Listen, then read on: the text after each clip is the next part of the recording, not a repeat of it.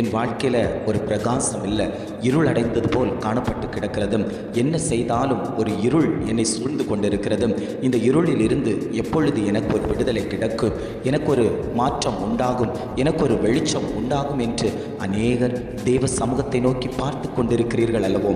உங்களை பார்த்துத்தான் ஆண்டவர் சொல்லுகிறார், ஆண்டவருடைய மகிமை உன்மேல் உதிக்கப் போகிறது என்று. இன்றைய காலை பொழுதில் ஒவ்வொரு குடும்பங்களையும் பார்த்து ஆண்டவர் வாக்கு கொடுத்து கொண்டிருக்கிறார். வசனம் இவ்வாறாக சொல்லுகிறது, எழும்பி பிரகாசி, உன் ஒளி வந்தது, கர்த்தருடைய மகிமை உன்மேல் உதித்தது.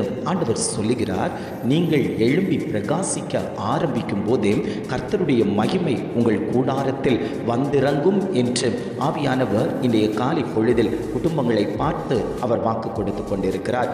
இன்றைய காலகட்டத்தில் ஒவ்வொரு குடும்பத்திலேயும் ஜெபம் முக்கியமாய் காணப்படுகிறது. தேவன் ஜெபத்தை அங்கீகரித்து கொண்டிருக்கிறார். சத்துருவானவன் ஜெபம் பண்ணாத வீடுகளில் உட்புகுந்து பல கிரியைகளை செய்து கொண்டிருக்கிறான். மனமாற்றத்தை கொடுத்து கொண்டிருக்கிறான், பிரச்சனைகளை கொடுத்து கொண்டிருக்கிறான், போராட்டங்களை கொடுத்து கொண்டிருக்கிறான்.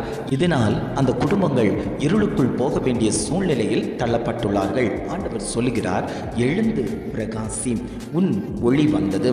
நீ எப்பொழுது பிரகாசிக்க ஆரம்பிக்கிறாயோ அப்பொழுதே உன் குடும்பத்தில் ஒரு ஒளி வந்தாயிற்று.